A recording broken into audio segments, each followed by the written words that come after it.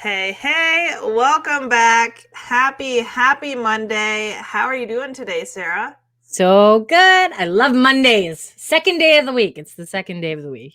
Oh my God, I love it too. It's so funny. I used to start my weeks on Monday because you're taught like work weeks Monday to Friday. But a few years ago, I started my weeks on Sunday. Like it's the day to get things going, organized, and then Well, boom. so it's the first day on the calendar. That's the way I look at it. I'm like, it's the Yeah. first day on the calendar, right? So there's a meaning. And then if you do a lot of studying, so like I read like Neville Goddard and I've been studying the Bible a little bit. And like on the seventh day, the creator rested, right? The seventh day is Saturday. So on Saturday, we do nothing. Like we might like cook and we don't follow full Sabbath. Like if you follow full Sabbath, like a lot of the Orthodox Jews do, we just hang out. Maybe we clean the house a little bit. We do some shopping. But Sunday is like get back up, back into the goals.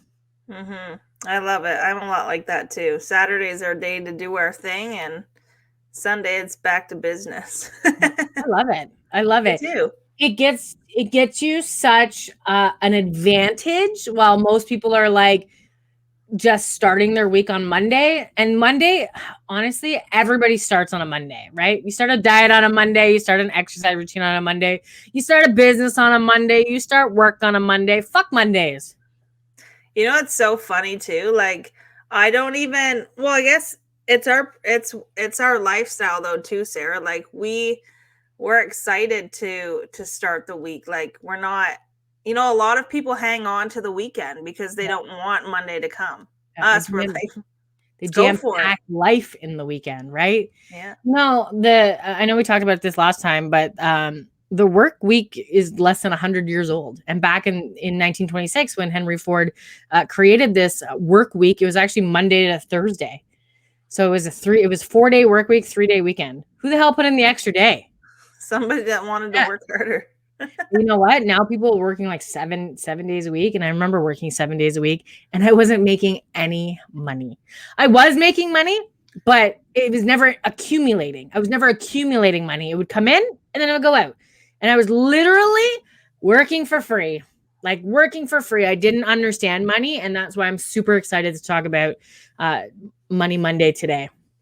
Yeah, absolutely. So, um, money's something I think everybody is interested in. And even myself, I'm learning so much from Sarah. Sarah is like the money expert Love on money. knowing everything about money. So I'm learning so much from Sarah. But I think everybody is safe to say that they're thinking about it. You know, they're interested in it. They want to know more about it, and they want to know how that how they can do the best things with the money that they have to make more money. So that's where we're kind of going to talk about that today. I'm not like I know a lot about money because I've been studying money for like the last 19 months. I'm not an expert in money, but I keep learning, and money is forever evolving. For instance, Yep. back in the day, people traded humans as a form of payment, or they traded crops, or they traded iron and steel, and they traded coins, and they traded like meat and farm Trade. land. It was a Yep. trade, right? That's what it was. And then somewhere down the line, we put paper to a value, but it actually has no value until you spend it. So, for instance, Kaylee, if you were to put $1 in the bank, and don't I like banks? I keep my money in a bank. I keep money in a lot of places. I had most of my money in assets because I want to my money. I want to employ my money, and I'm going to explain this to you. If you put $1 in the bank is a business. That dollar doesn't actually exist, right? It doesn't exist until you spend it. So you put $1 in the bank. The bank, being a business, turns around and lends 10 cents to 10 different people. So they turn your dollar, and because they have a reserve of other people putting money in their bank, they are able to lend money. That's how they lend bajillions and trillions of dollars in mortgages and loans and lines of credit, because they're utilizing other people's money to be able to rent out that money, right? Loan out that money. Yeah. Grant Cardone said this. And wait, back in the day, people used to put their money in a bank and you'd get a good like interest rate. Interest rate. You would get like 10% back in the day. You're lucky to get 5%, 0.5%. You're lucky if you get 1%, that's like a steal right now. Right? Like I remember when my TFSA, they gave me like, I think it was like an extra 1%. So I was like throwing money into it just so I can get that extra 1%. But Grant Cardone said it perfectly. He was being interviewed and I was listening to him on YouTube and they asked him the questions, first question is, what's the difference between rich people and I don't want to say poor people, but like let's say middle class. Okay, you're living paycheck to paycheck, you're in consumer debt, you have no savings, like you're middle class, you're just getting by. Okay, so the difference between rich people and middle class is that middle class people, they value money. They value it. Like you just said, Kaylee, they hold on to it. You're always thinking about money. How am I going to pay this bill? How are we going to go on vacation? How are we going to get married? How are we going to pay the house? How are we going to pay the mortgage? How are we going to put our kids through college, university, right? You value money so much that you're literally thinking about it all the time. It consumes you. You think about it more than you think about your spouse. You think about it more than you think about your kids. You think about more than you think about like fueling your body. You're constantly thinking about money. Rich people, we don't value money, right? We take risks and we take high risks because the higher the risk, the bigger the investment. And it is a risk. It's Monopoly. Have you ever played Monopoly? I have, but not like hardcore. You know what? You should come play with Donnie. I'm going to flip this table. Like when I play with him, I'm like, I'm done. I can't play with you anymore. He takes over. He knows how it works. Yeah. He spends all of his money at the beginning. He's like, stop giving away my secrets. At the beginning of the game, he gives away all of his money. Like I remember one time he ended up with $1, but he ends up with all of the properties, all of the hotels, and you're just like, I don't want to play with you anymore. But that's how it is, right? That's how life is, right? It's hard to say when you're at when it totally depends on where your mindset is with money and how you see money. Mm-hmm. Because if you're somebody like literally making every decision based on what you do by looking at your bank account and you say like we can't do this because we don't have enough money, that's living in a lack money mindset because you're making decisions saying you can't do it, which you can, you have the money to do it, but your mindset is that money has to go to the hydro bill, the water bill, the cell phone bill, the internet bill, all of our food for the week, right? So you make decisions based on scarcity, knowing that this is, or with the thought process that this is the only money we have. Mm-hmm. And then that turns into the results that you get because that's the bubble you're always living in. Mm-hmm. Right? And that's how I used to live. I used to live like that. And I used to say, we have like 300, 400, 500, however much money left over for the week once all of that's paid. So now we can do that. Now with what I know about money and the little bit that I know and investing, it's completely changed, one, my mindset around money, but two, how I live. Because I now just make decisions based on if I want it or if I don't. Right? Mm-hmm. And I know that when I put money out, money comes back. And that's a mindset too. And every single time I use money to receive something, a service, a product, I always thank it. Yeah. Always thank it. Domo arigato. Is that thank you? Yes, thank you in Japanese. Oh, wow. every time you, it's like a blessing, right? There's a YouTube on it. You should check it out. But for disclaimer purposes too, we are not experts. We're not accountants. We're not bookkeepers. We're not CPAs. We're not Canada Revenue. We're not any revenue agency. This is just us learning as we go. And so, Kaylee, what do you think you spend the most money on each year? What do I spend the most money on a year? What do people spend? What is the number one thing that we spend money on each year? Bills and food. Nope. Taxes. Yep. People are always like, tax the rich, tax the rich. You can't tax the rich. You know why? Because the rich don't make an income. So in Canada, we pay about 53% tax. 35% of it is personal tax. You get taxed on all your food, you get taxed on everything. Everything that you purchase, you get taxed on. So we pay 53% of your wages are taxed. Insane. So here I'm gonna share with you some tips on that I've been learning in the last year on how to offset your taxes and how to create generational wealth. Listen up. This is what you want to create. You want to create generational wealth. Okay. Me, I buy real estate. Here's why I buy real estate. One, I put it in a corporation. So now I'm paying a lower tax bracket because I'm incorporated.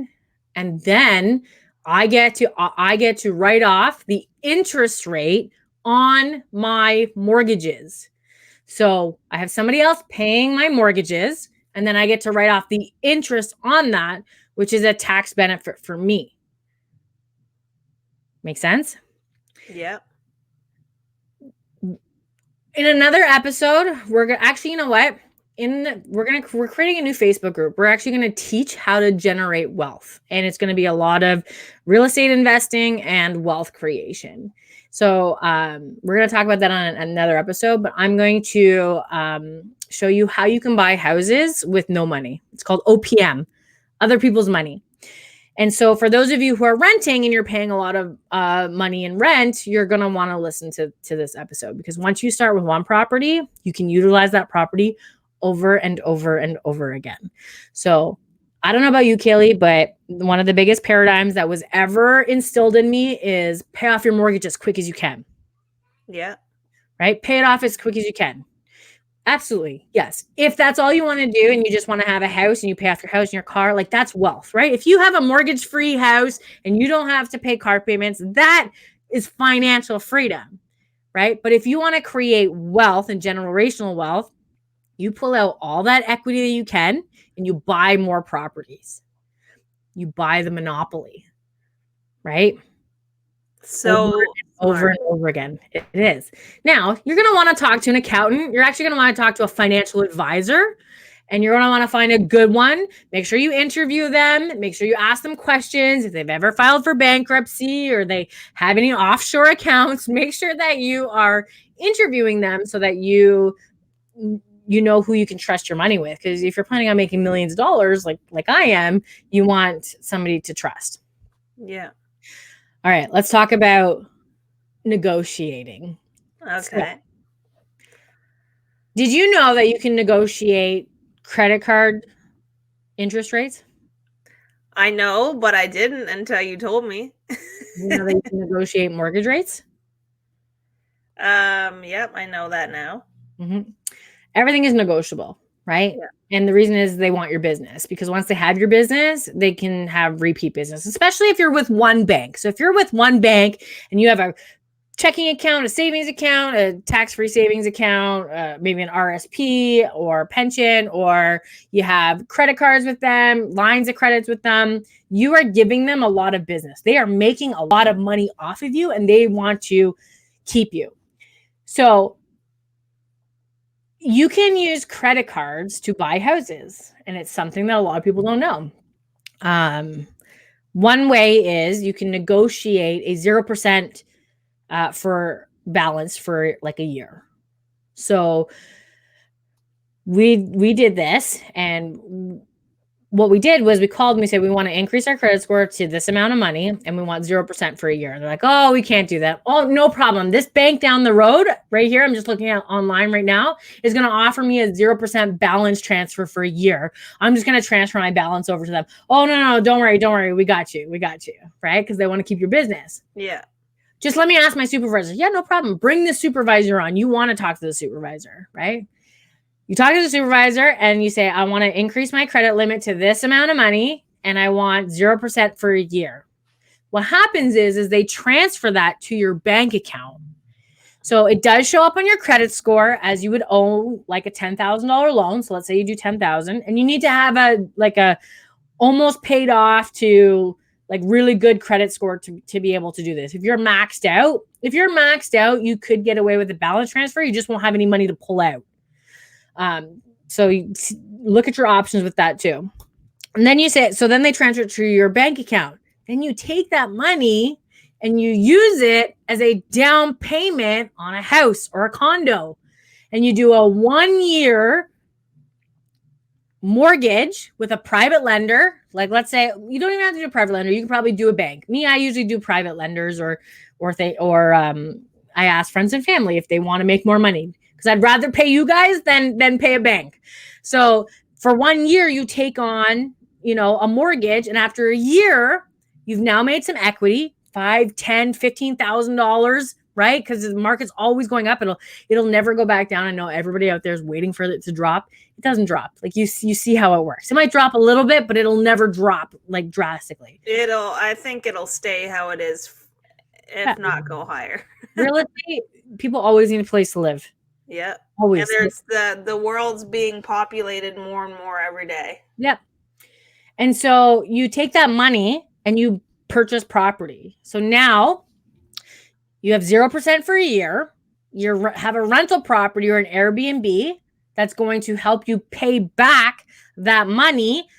And I wouldn't even do a big plan. I would do a little plan, like $500 a month, $1,000 a month, right? Whatever you're going to get from that property, I would just put it back on there. It's not accumulating interest. And then at the end of the year, remortgage that house because you're going to need a new mortgage now. So you remortgage it, refinance it. You pull out whatever little equity is left and you pay back that credit card and you start again. There's these little things that I didn't know. So Robert Kawasaki, I think that's his name. Rich Dad, Poor Dad. I follow him and I read his books and he says, I get rich by borrowing other people's money. Yeah. Right? When you're borrowing from a bank, you're borrowing other people's money. So good. That's my little tip. Yeah, and it's amazing, right? It's something that is really, really interesting because not a lot of people, like, I know myself, I don't like on the phone with the banks, I don't fight for a percentage. I just do. I've always just been like, if that's what you're going to give me, yeah, right?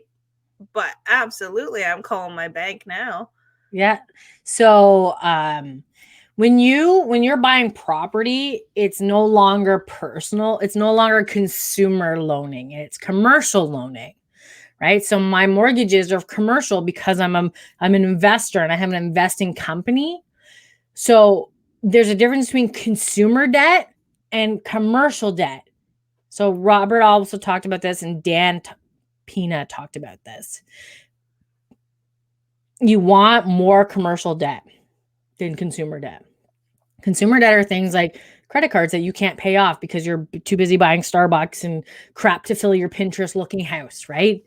Like most people today are house poor. Like that's what it is. They are house poor. They're buying these houses that they really can't afford because they just love the way they look and all these things. Yes, you can absolutely get there. But at the beginning, like Donnie and I bought this house free and clear so that we could get into real estate. And now we're at 6 properties in, less than 2 years. Mm-hmm. And it's amazing, right? Everybody has different goals with what it is that they want, but these are amazing tips if you want to employ your money and if you want to put your money places that it's gonna, in turn, always gonna give you a return on investment. Because can I tell you a secret? What's that? Can I tell you a secret? Yeah. You will never. Are you listening? Yeah. You will never get rich working a job. Ever. Yeah. No matter how much they tell you.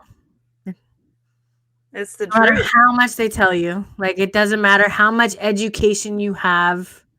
Unless you're like CEO of Costco or a politician, you'll never get rich. Even doctors. I talk to doctors who are leaving their practice because they're sick of trading their time for money and the politics. Mm-hmm. Right? It's so true. If you look at where you are, if you're making 20 to 30 bucks an hour, even then, and looking at your life and the costs, like people that are making good money like that are still just getting by. You know, I saw the funniest thing, and it's not funny, it's actually kind of sad, on Instagram today. And I had to take a picture of it because I'm going to post about it. If you guys don't follow me on Instagram or Facebook, please follow me. I'm always posting stuff about money. But it says here, must be proficient in Microsoft Office, must have experience in Mac and PC, preferred qualifications, master degree, minimum salary, $15 an hour. Wow. Master's degree. How much do you pay for that? 40, 50, $60,000 for a master's degree, and you're going to make 15 bucks an hour. You will unless you got a scholarship and they paid for that master's degree, you will never pay that master's degree off. Mm-hmm. It's crazy. It's honestly crazy the way the world is right now. And if you're listening and you're like, you know what, I'm not serious about it right now, I'll think about my future later. I wish I could jump through this mic and this computer and shake you and say, wake the fuck up. Because if you don't think about right now and what it is you want for your future and move towards it now, you're going to be living in this life forever and you're not even going to realize how fucking fast it goes. Like, you need to think about your future now. Yeah. You need to make decisions for your future now. And if you don't have a clue about what it is you want, sit down and figure it out. Yeah. Because the answer is only going to come from you. Like, literally, I wish I could shake so many people and be like, wake up. Like, this is life and it's not going back.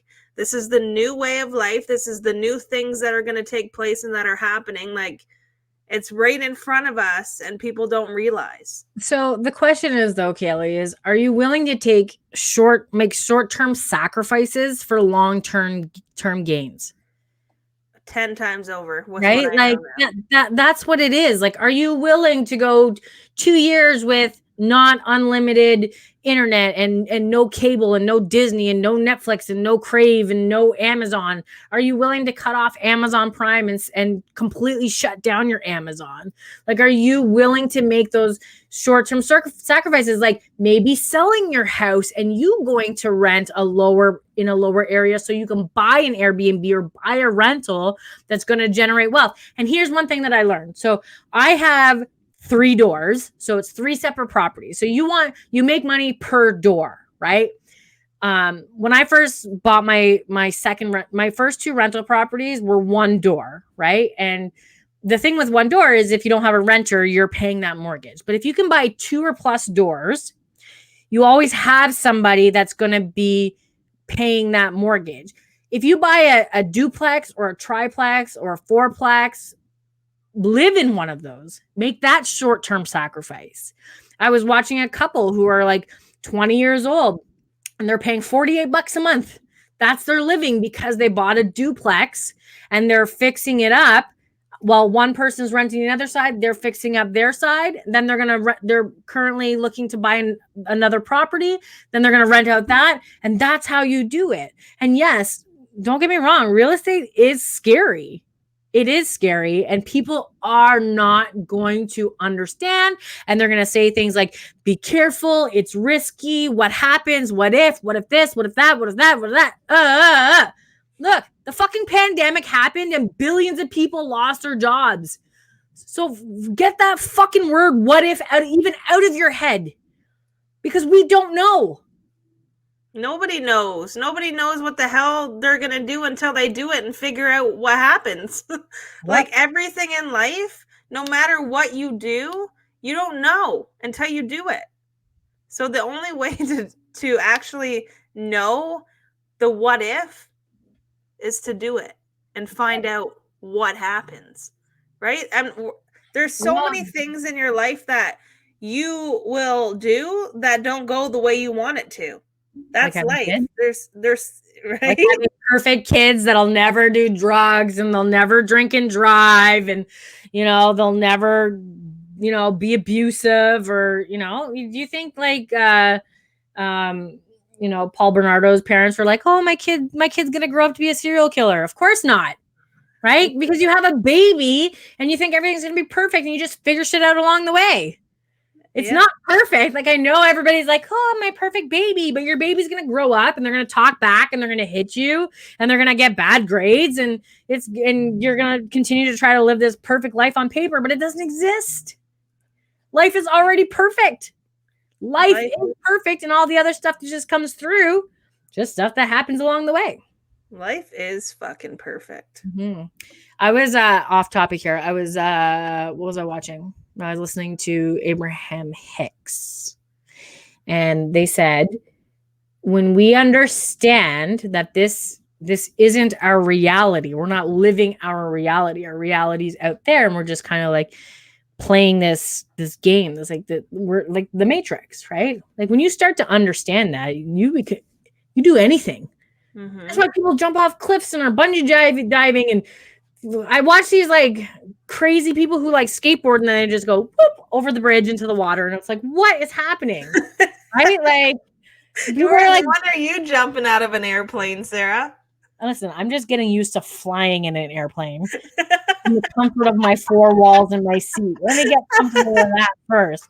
Then I'll think about jumping out of a plane. Oh, it's the best ever. It is really, really is. I did go down a water slide, which water slides used to scare me. So I started there. Yeah, that's good. I remember that when you and Donnie went and did that.